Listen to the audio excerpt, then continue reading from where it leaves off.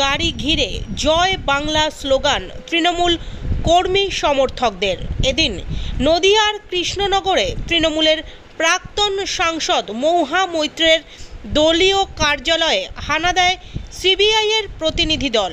প্রায় 3 ঘন্টা তল্লাশি অভিযান চালানোর পর সিবিআইয়ের প্রতিনিধি দল যখন গাড়িতে করে রওনা দিচ্ছিলেন, ঠিক সেই সময় সিবিআইয়ের গাড়ির সামনে একাধিক তৃণমূল কর্মী সমর্থকরা জড়ো হয়ে জয় বাংলা স্লোগান দিতে থাকেন। উল্লেখ্য, কৃষ্ণনগরের তৃণমূলের প্রাক্তন সাংসদ মৌহা মৈত্রের ঘুষ নিয়ে প্রশ্নকাণ্ডে লোকপাল তার বিরুদ্ধে তদন্তের নির্দেশ দেয় সিবিআইকে। ঠিক সেই মতোই শনিবার সকালে কলকাতার আলিপুরে মৌহা মৈত্রের বাবার ফ্ল্যাটে সিবিআইয়ের প্রতিনিধি দল প্রথমে হানা দেয়। তার কয়েক ঘন্টা পরেই কৃষ্ণনগরে যে দলীয় কার্যালয়ে সাংসদ কাজকর্ম করতেন, সেই কার্যালয়ে বেলা 3টে নাগাদ হানা দেয় সিবিআইয়ের আরেক প্রতিনিধি দল। প্রথমে প্রায় ঘণ্টাখানেক ওই কার্যালয়ে তল্লাশি চালায় তারা। পরবর্তীকালে কার্যালয় থেকে কিছুটা দূরত্বে, যেখানে সাংসদ মৌহা মৈত্র রাত্রি যাপন করতেন, সেই বাড়িতেও হানা দেয়।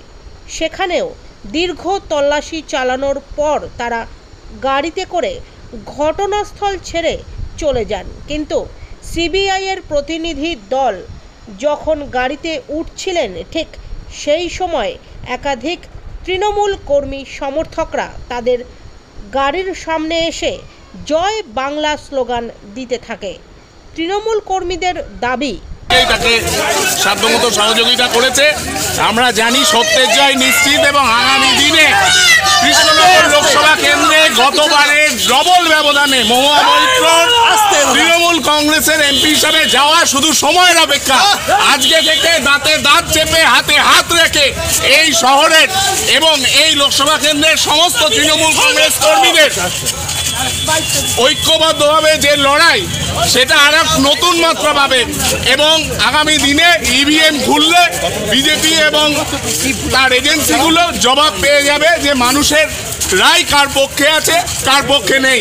এই কেন্দ্রে বিজেপির ভারতীয় জনতা পার্টির কোনো রাজনৈতিক প্রার্থী নেই, তাই তারা বিভিন্ন এজেন্সি দিয়ে সংবাদ মাধ্যমকে তাদের সাথে ডেকে এনে মানুষের মনে ভয় প্যানিক সৃষ্টি করার চেষ্টা করেছে। কিন্তু তৃণমূল কংগ্রেস কর্মীরা ভয় পায় না। তৃণমূল কংগ্রেস আগামী দিনে ঐক্যবদ্ধভাবে লড়বে এবং আমাদের প্রত্যেকের গলা কেটে ফেললেও তৃণমূল কংগ্রেস জিন্দাবাদী বেরোবে।